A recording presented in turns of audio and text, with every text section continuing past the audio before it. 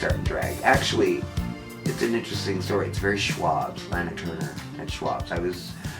We used to, all us young gays used to go to this restaurant called the White Spot, an after hours place. So we'd go to the 3-2 Club, that was the 18 plus, but we couldn't get into any of the big drag clubs.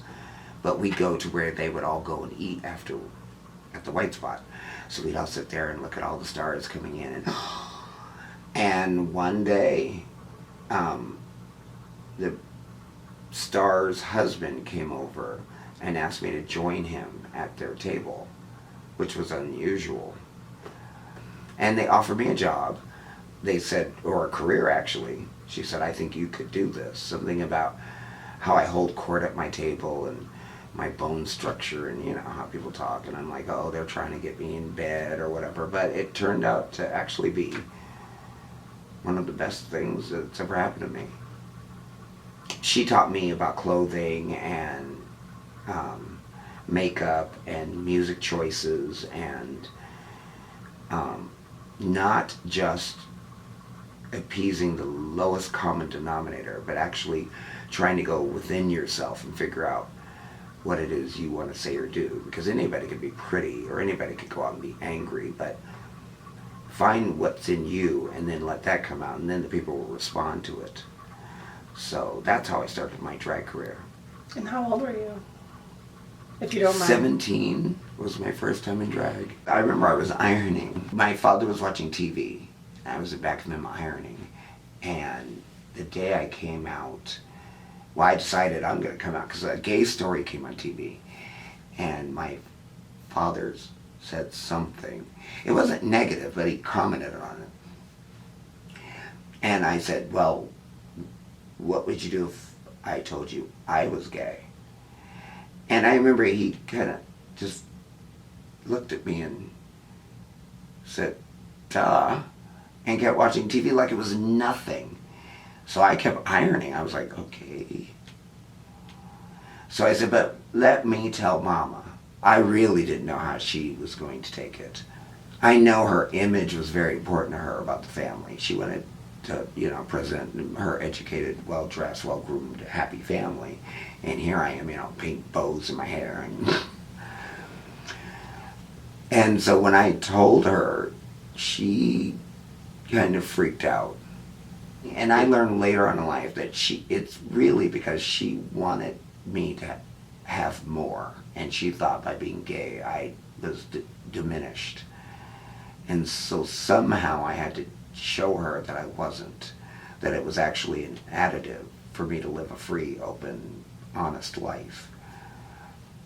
And it's not like I was asked, because at 14 people don't really ask your sexuality, but, you know, people would say things like, you act like a girl, or, you know, you're pretty like a girl. Matter of fact, till I was 12 or 13, everyone thought I was a little girl.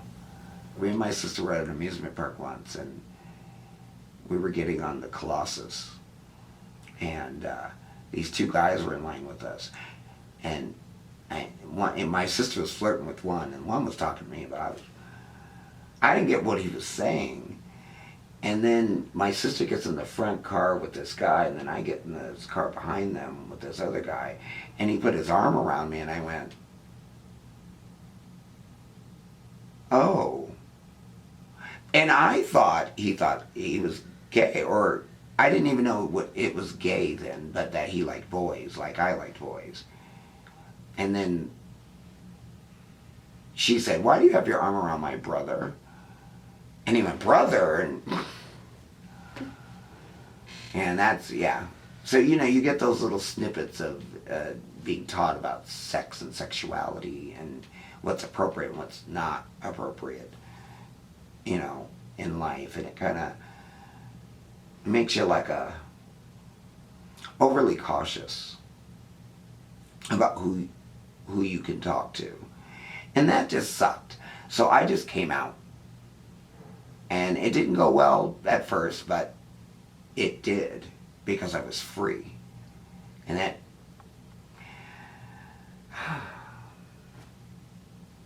and I never looked back. I mean, I never, ever hid anything about me after that. I thought I'm an open book because I'm not ashamed of anything I do. How do you feel about the word queer? I don't mind the word queer because it means unusual, and to be usual to me means cookie cutter, and I hold unusual as a badge. So queer is definitely a banner I would stand under proudly. I'm queer, yes. I'm odd. I am not of the norm. Those are all good things to me. So I don't get offended very easily. Minneapolis, well, the Twin Cities, but basically Minneapolis, the art scene, music, art, culture, food, nightlife, all that it was astounding to me how amazing and strong it was here. Everything is so world class that you wouldn't expect it to be. You'd expect it more to be in Chicago. But I think we kicked Chicago's butt because the Twin Cities got it right. They left the art to the artists and not the producers. And I think that it shows. And it's not a place to retire. It's actually a place you come and you gotta up your game because it challenges you. What are you about? You have an idea of Minnesota until you get here. And then you're totally retrained about what it is to be here because there's no other place like it on the planet. And it's kind of like Hawaii. Everyone should come to Minnesota just to get a taste because they'll like it. I mean, it's that remarkable. Oh my God. This place is amazing. I mean, for all the arts that it has and all the organization, all the smart people that go out to all these events and support all these things, it's unbelievable. There's no other place like it. And I love it here. And I always said, unless someone is saying you have to come out to LA or New York, if someone hands me a pile of money, I will go for a while. Right. And I will come back. I feel like Minneapolis is this little mix of Austin, Texas meets Portland. It's like this weird little mix of that, smaller than both. It's like rock and roll meets really PC gay. I dig that. You know, everybody who feels like an outcast or a freak in kind of the states that surround us gravitate to Minneapolis as kind of their first step to get out of those places. So you've got this kind of great feeding pool of art and freaky and personality, and then that kind of all gets mixed up together. And you know, if people want to move on, then they'll go to Chicago or New York or San Francisco, whatever. But they always come back. Creativity is just amazing in Minnesota because of the weather, because of our yucky lutefisk or whatever. Stop it. But no, we have 4 distinct seasons. We have a really hot, muggy summer. We have a beautiful fall. We have apple trees. Like, fall is so magical. I'm such a dork about this. She's gonna roll her eyes. You know, and you go into winter, we have like this beautiful, snowy holiday season. Oh, I'm such a sucker for the holidays. I'm just like cheery and like, oh, it's snowing. I made cookies. And then spring is like this time for revival and rejuvenation. And Minneapolis. For me, making it as an artist means being able to support myself financially doing art, and I absolutely believe it's possible here in the Twin Cities. I know people who are doing it. I'm fairly well on the way of doing it myself. How's it been being a part of this? What do you think about, like, you know, being out in the community, people seeing what you do? Why is that important? It's important to me because I didn't have that, you know, growing up. And I know that now, since we're in the age of everything being digital or, you know, technologically based, then now, you know, there's a better chance of, you know, kids being, say, off in the boondocks or, you know, bumfuck Louisiana or something. There's more of a chance that they will be able to reach out. If they can't get out, they can reach out at least through the internet or through social media and stuff. I wanted to be a part of this, you know, mainly so that I can represent, you know what I'm saying? Yes, it's possible that you can be a black male, openly gay, not changing who you are, how you act in order to be that. being comfortable with it, also being all that and doing hip hop, or being all that and doing something that's predominantly dominated by some other thing, something that's other, you know what I'm saying, other than you. When you're always the one that's being considered or told you are the other, you know. I have made some of the best friends making this movie. I realized I was kind of in the story that was happening, and I was kind of outside of the story, kind of as a newcomer coming into the situation, and kind of what a unique vantage point that gave me. Because I think I saw something in all these people that they necessarily, not that they didn't see it in themselves, but I don't think they knew how overwhelming it was. Just for me to see them being them. I think about all of those people that are living more removed from this, that they feel so alone. I want them to know that we're out here, that we're doing this, that they can do it too. It's kind of like the end, but it's also kind of like the beginning. Like people are still like forging ahead, you know, doing their things. Yeah. So it's an end/beginning. Go forth. Make clear art. Make clear ours. Deep Thoughts with Sarah McPeck. Well, it's been a journey, everybody. Thank you so much for watching. I think we made a movie.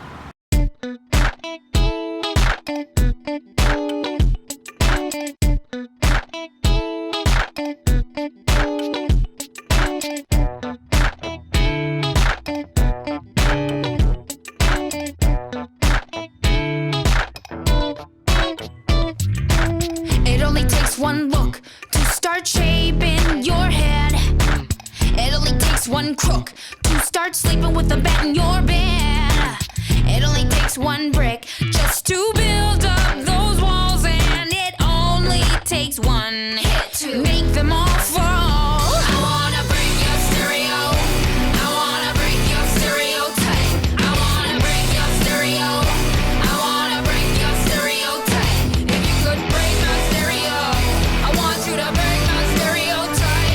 If you could break my stereo, I want you to break my stereotype. Yeah.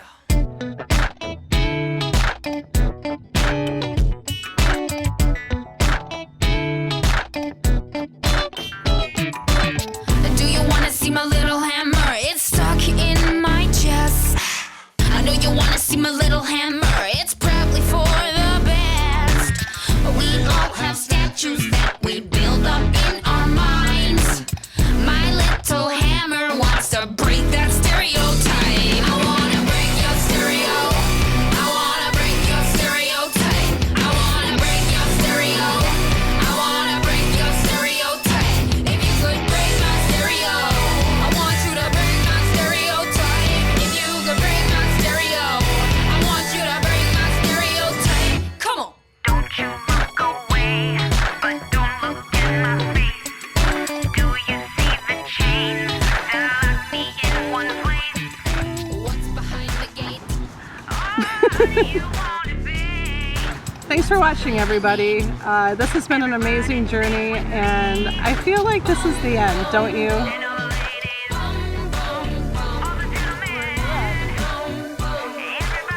This camera, I had it on autofocus and it kept trying to focus on your boobs. Trying to get these girls under control. Have you ever had a dream? Have you ever wanted to become something different? Go out and do it.